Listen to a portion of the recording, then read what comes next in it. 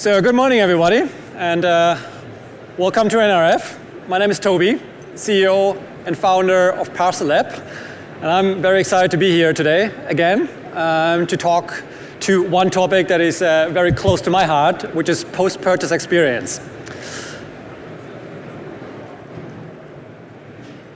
So for some of you who know what it is, that's good. For those who don't, I wanted to start with just a quick overview of what we actually mean when we talk about PPX.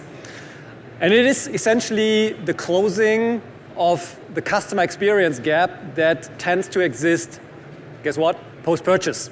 So predominantly around deliveries, predominantly around returns, is usually an element of the customer journey where the customer experience is just not as great as it can be. And why is that important? Well, I guess you all know that, we all know that. Retail is just a very, very competitive world to be in. And we all see that we have to battle just rising customer acquisition cost, rising operations expenses. And the only way to actually deal with that in a proper way is to do everything it takes to boost retention and making sure we're doing everything we can to reduce our operating expenses. So I've yet have to meet a brand that is growing efficiently, growing sustainably, that is not super focused on recovering the big investments that they make on customer acquisition by trying to retain and bring back as many customers as they can. And ideally not just once, but ideally many, many times. And so I guess most of you are already doing something which is great. It's just that very often what we see when people think about post-purchase and the very first step into this world is that they start communicating at all or potentially replacing existing communication that, I don't know, were owned by the carriers or maybe other third parties. So coming back into a place where you're actually controlling these touch points once again. However, very often, this is very limited because it very often means that there's just a very standard key set of messages that you're sending. Of course, yes, they got your brand on it, but very often this is not actually what we would consider a fully connected and hyper-personalized experience. So what we then see is that this disconnection that happens very often between those touch points doesn't really allow for brands to start customizing their experience. Yeah? And very often we therefore see that those experiences are very much looking the same. And we believe that every brand or every brand's customers or just all the requirements that each and every brand has do deserve a very unique experience. Because if you want customers to return, and I'm going to simplify this a little bit, it's actually very easy to make them return. You want to make them happy. Yeah? You want to create a journey that is just as frictionless as possible. Yeah? You want to ensure that their expectations are actually met or ideally exceeded. And you do want to personally connect with those customers. And that is to be done with a very differentiated, with a unique experience that you're building. Yeah? If you're doing these things, then you're returning customers, and then you can actually drive customer retention. So therefore, today we want to talk about how you can actually take that next step and how you can actually up-level your customer experience and your post-purchase experience in that domain to have a super personalized way of dealing with your customers. Good. Let's show you what that can look like. And with this, I would like to ask Scott from YETI to the stage, because this shouldn't be about us. This should be about a brand that truly cares about customer experience. So Scott, watch your mic. Yeah. Good to have you here. Thank you. And we're going to be talking about a couple questions that we've prepared, and you're going to give us a bit of insights around like what you have been doing in that space. But before we start, maybe you want to do a quick introduction from your side? Sure. Yeah. Hi, everybody. My name is Scott Streit. I look after the D2C engineering for YETI.com, so all of North America, YETI.com, and YETI.ca. So, Scott, questions. Why do you invest in post-purchase experience? Why is it important for you to be differentiated and have this upgraded experience compared to maybe what you had before or what you see in the market? So being a premium brand, I think there's an expectation that you want a premium look from start to finish. So it's really important to do what you're going to say what you're going to do, and then do it. So have that lead from excellence from homepage all the way through a package arriving on your doorstep. And how do you differentiate with your experience today? So do you feel that you are standing out from the market, or is there something special to your experience that you're doing today that you feel makes you somehow unique? Yeah, so there's a lot that makes us unique. But for post-purchase specifically, we do a lot of custom, so the custom products, customized and personalized, and that brings in new challenges, and parcelLab really helps us deliver that solid experience from when does an item go into customization, and the journey that it goes on through manufacturing, and then all the way through to delivery. Do you have a specific journey for personalized items as well, or is that similar to what products, or at least the experience would look like for products that are not customized? Yeah, so they're very similar, but like I said, the personalized, the manufacturing process for the customization, it introduces some new steps. So we're working on, building those better communications of, we're at the border, we're now in the U.S., and now we're dispatched for delivery. So being able to know exactly where in the life cycle your order is really important. Having that visibility, just knowing.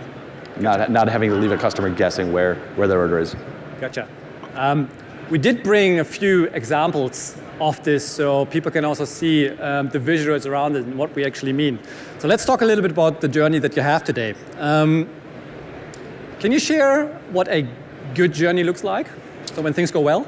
Yeah, so the ideal experience is, right, obviously starts from homepage or however they come in, whether it's a social campaign or they just land on YETI.com. They see the content that's interesting to them. They're able to shop and find the product discovery, find the categorization and everything that makes sense. A smooth checkout, whether that's Apple Pay, PayPal, a pay in 4 service, regular credit card, however that is.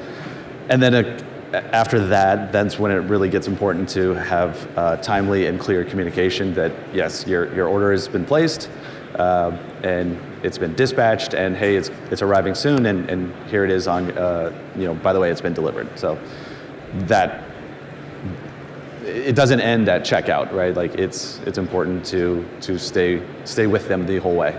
Gotcha. And as we can see on those examples, of course, you do actually cater to whoever that customer is, right? So addressing them appropriately. We can see here there's also quite a lot of content on not just the emails, but also like on all the touch points that you actually controlling. And we also just pulled a couple of those numbers around the engagement that you're seeing across at least the US journeys. And it's a quite interesting number because we see a lot of those numbers, and those are pretty high, right? Yeah. So when we talk about open rates of like 80%, open to click or click to open rates of around 40% or so, that's a lot of engagement on those touch points as well. So you're making use of that. Yeah, that's right. And like you said, there's content in there. It's just another touch point. So, right, let's make it look good. Let's make it look engaging. Bring them back. With something else, whatever new campaign is happening. So now, what happens if things go wrong? Which I guess they do once in a while? Yeah, unfortunately, right, there's never going to be a world in which e-commerce is 100% perfect. So there are problems. We want to be able to meet the customer where they're at, wherever that is. Some people will want to engage with a chatbot or a customer service live chat. Some people will want to reach out via email. Some people will want to call. Some people don't want to do any of that, and we have a self-service returns portal that allows them day or night come in. If they do want to make a return, they can process that, get a label, all without having to talk to anybody, on the fly, on demand. And I think one of the really big important parts of this is, I know this might be leading into one of your next questions, but the returns portal is now embedded within YETI.com, which lets us leverage all of our existing site tooling, data and analytics capabilities, our marketing and personalization campaigns that can still apply to that return. And maybe there's an opportunity to get them back with some personalized content. They may be returning something, but hey, let's try and make them a customer again with something else. That makes total sense. I like that you also mentioned that you're not just communicating through emails, but also all the other channels, because that's also one way of personalizing, because there's not a one size fits all. So not everybody wants emails. And some people just want to maybe come to your website, maybe want to engage with the chatbot, or maybe some people even want to call. But making sure you're catering for those individual requirements or expectations also important to then make them happy in the end. Right. Yep. That's what it's all about. Is end of the day, we want a happy, satisfied customer. That's going to return and look favorably on their next purchase. Gotcha. Good. Oops, wrong button. You've also changed the tracking page and what it used to look like.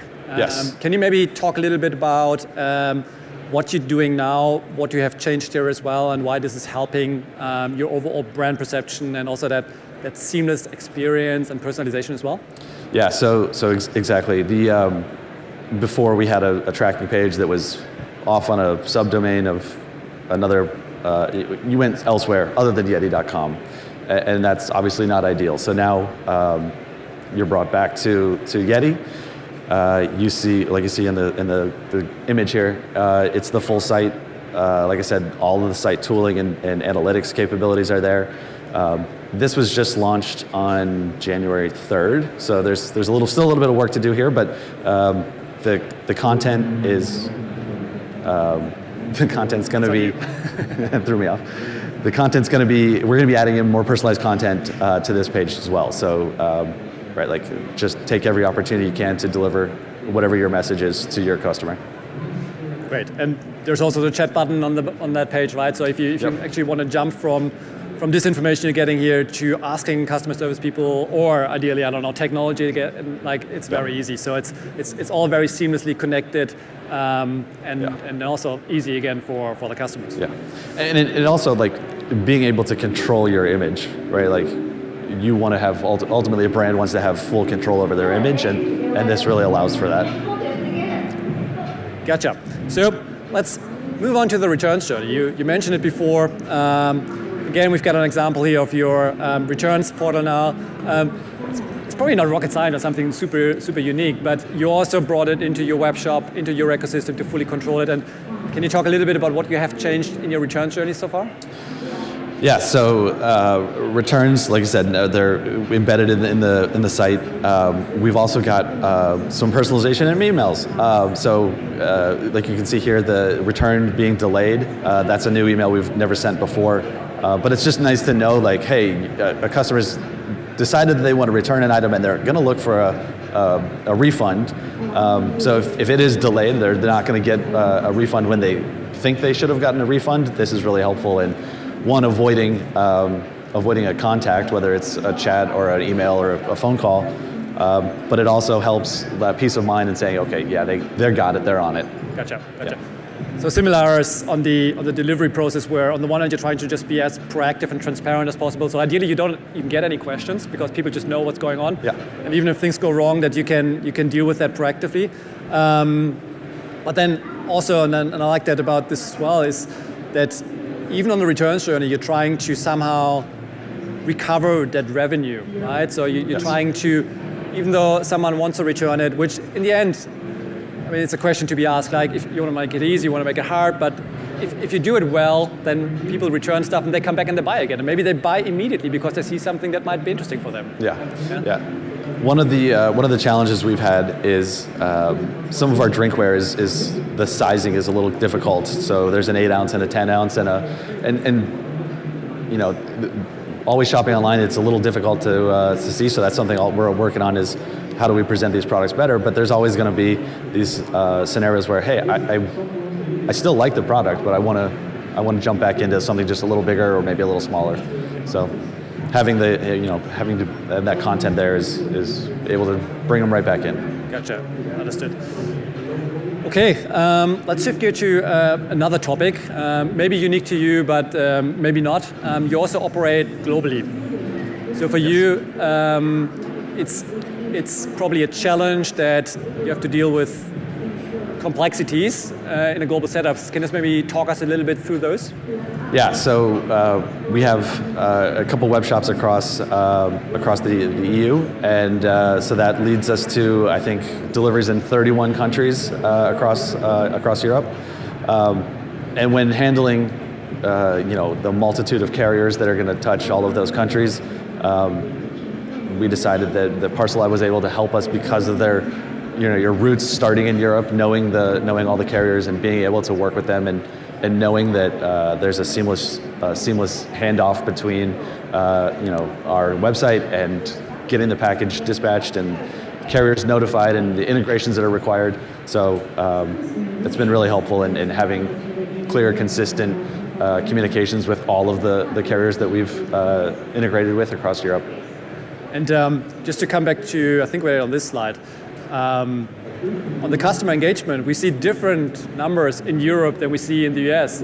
So I don't know if it's about Europeans, I don't know, more excited to click, but there also are different customer expectations and customer requirements in each country. So it's not just the supply chain itself that you have to deal, that's somehow introducing complexity, but also like you probably want a different brand perception, or you have different brand values, maybe to some degree, in different countries. Yeah, cultural differences, language differences, right? Like it on and on and on. You can keep going, but being able to target your audience, segment them appropriately, and deliver the communication that's most appropriate for them, or the how they want to be spoken to, is really helpful. Okay, gotcha. One topic we wanted to address real briefly as well was the effort.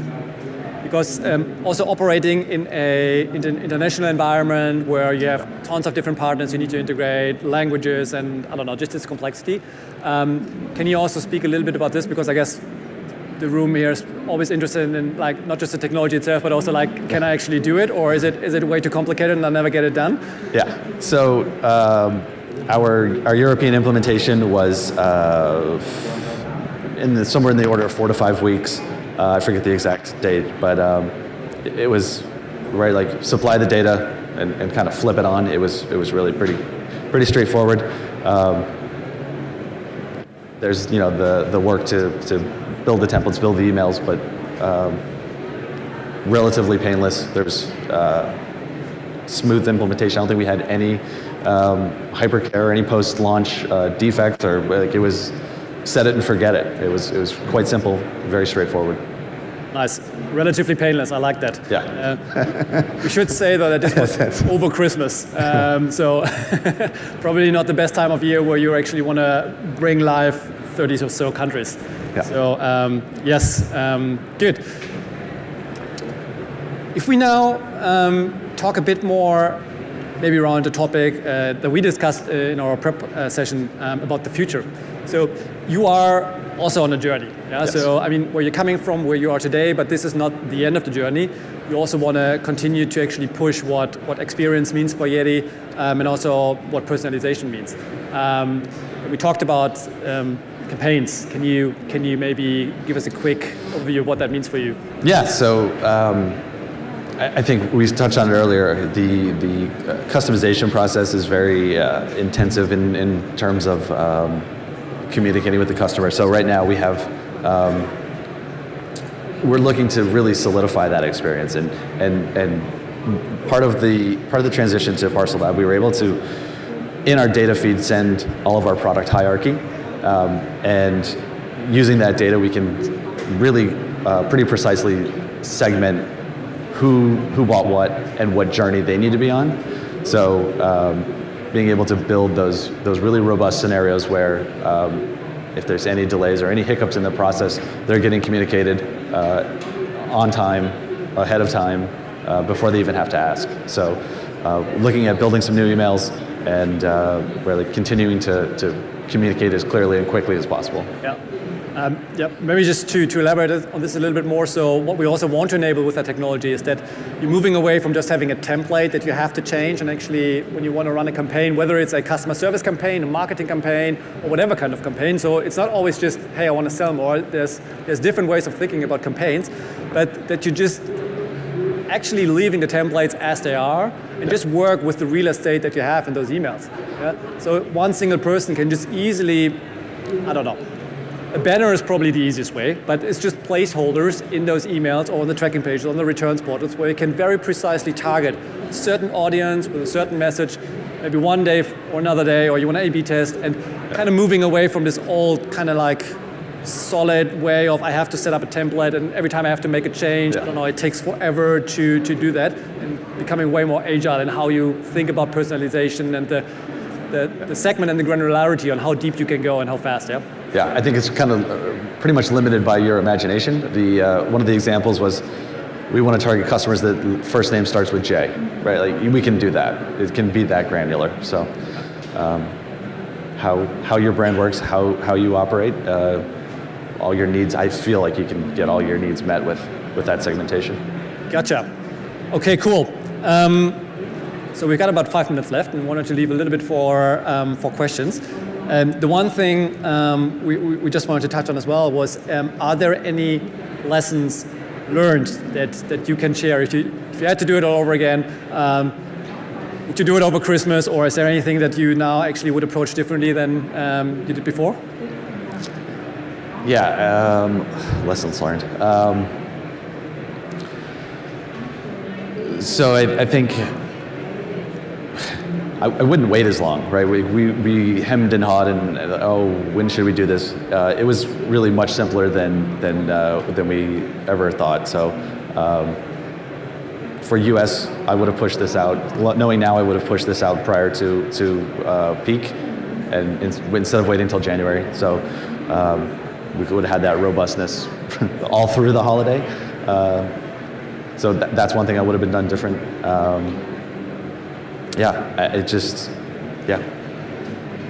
right, cool. Amazing, Scott.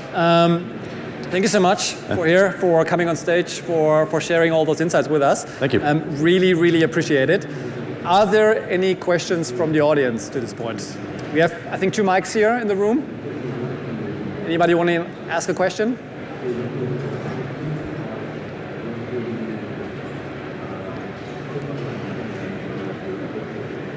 Sarah? No? There's one question.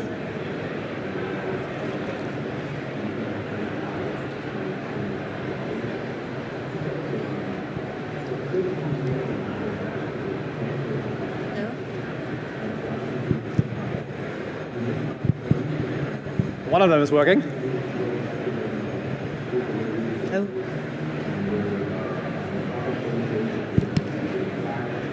Hello? Yes. Yeah. Perfect. Thought I was going to shout.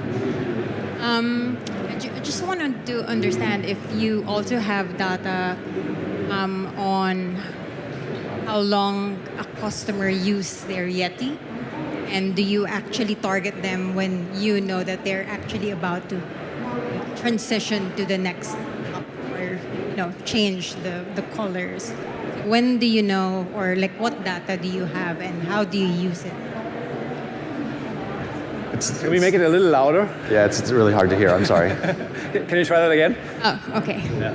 I wanted to know if the data that you have with your customers, do you have something that would give you insight in terms of like the customer will be able to transition to the next YETI cup, or when they want to buy the next color? So that kind of personalization. I know there's a wear and tear with the cup, right? Are you in that level already? So I think the question is really trying to see into the future a little bit.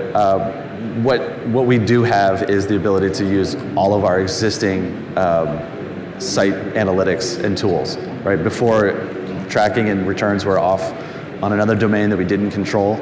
So we didn't control the image, we didn't control the analytics, we didn't control any of the data. So now we have all of that. I think that answers your question, but if not, I can catch up with you after the session. Thank you. You're welcome. Any other questions? Shannon? Or a question over there?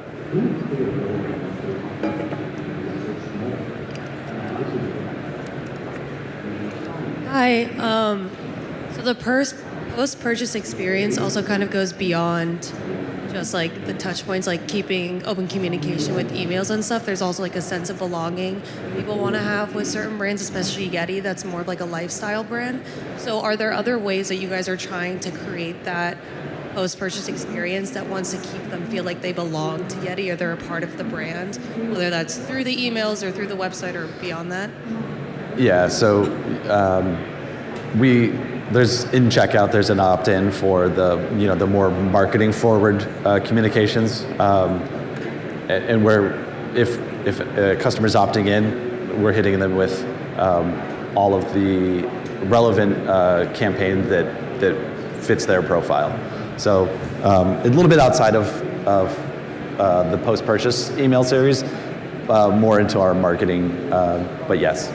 It's that you're very right. It's having that connection with a brand is also very important. Yeah, and it shouldn't be disconnected, right? It shouldn't be marketing or post-purchase. Ideally, you actually connect those two, so it's actually flowing into each other. It's built on the same data. It's connected. So whatever you're doing in your marketing teams can also then be happening within the post-purchase space and vice versa, right? Yeah, you're absolutely right. It's both. Yeah. Any of the transactional emails are definitely both. Gotcha.